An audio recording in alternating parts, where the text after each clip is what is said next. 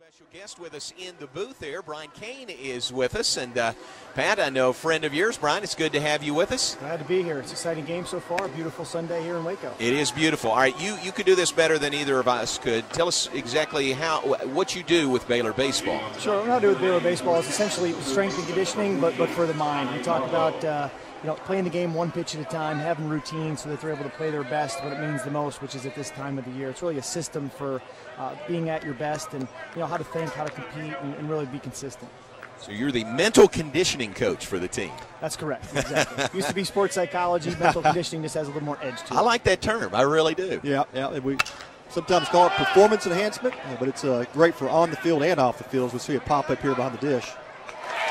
It is, it's really trying to teach them the life skills through the game of baseball. Not only going to help them perform better between the lines, but also, when they graduate and they move on. And, a great player like Cal, too, who's playing third base and has a chance to play maybe in his last home game here at Baylor. Just handling some of those emotions that come with that on the senior day, knowing that this may be the last time you get to play in this great ballpark.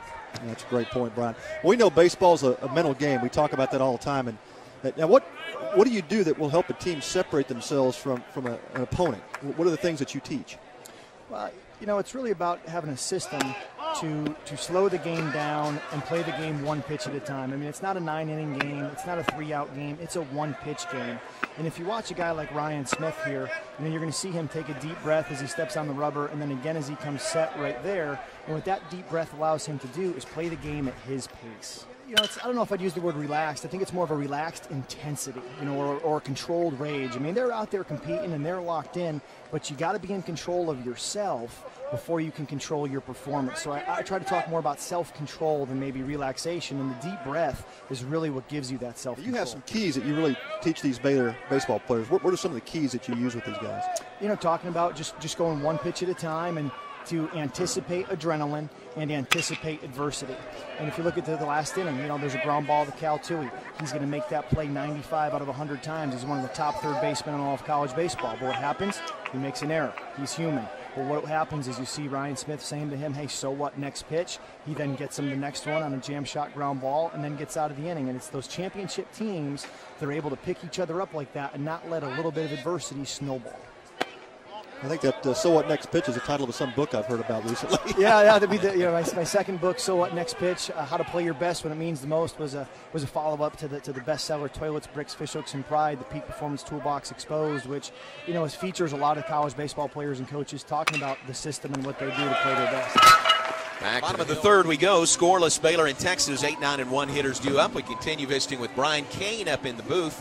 Does some mental conditioning with Baylor baseball and Baylor men's tennis. And Brian, there's some samples of your work with Baylor baseball right there in the dugout. Yeah, where those come from is during the fall we put together a comprehensive 15-week mental conditioning program using different books and different videos, and allow the players to come up with what we call signs of success, key mindsets and key mental conditioning phrases that really have meaning for them. And you can see, Steve Smith, the master of the mental game, will post one of those in the dugout every day and really uses that as the key mental mindset and a message for his program going into that weekend series, and has just done a tremendous job building off of that.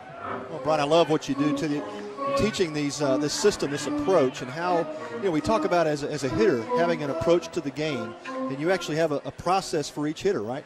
Yeah, and if you watch each hitter at the plate for Baylor, very similar to what Ryan Smith is doing on the mound. You're going to see Mitch Price here, get a deep breath, looking at a focal point on his bat, and get into the plate right there, and get into the plate again at his pace. So it really becomes a game of cat and mouse as to who controls the pace of the game, the pitcher or the hitter.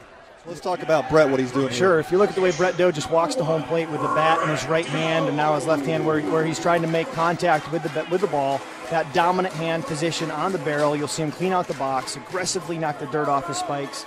And then as he stands in the box, he's really got what we call a big body language. One of the signs of success that Baylor uses is just get big, which means really carry yourself almost like you're a UFC fighter walking to the octagon with that big body language and that big swagger to give you that confidence.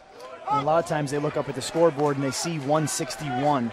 And for these guys playing at this level, a freshman like Doe, who's never struggled before in his career, and he comes here, looks up and sees that, he can say, I'm hitting 161, I'm terrible, or he can say, I'm hitting 161. There's no chance I'm getting out right now. This is my time. It's like Michael Jordan when he used to miss shots. What did he say? Give me the rock and let me keep shooting because there's no way I'll miss 2 in a row. And if you miss 2 in a row, there's no way he's missing 3 in a row. And that's exactly the mindset you want to put in these hitters is that, here hitting 161, the odds are all in your favor that you're going to succeed at this point.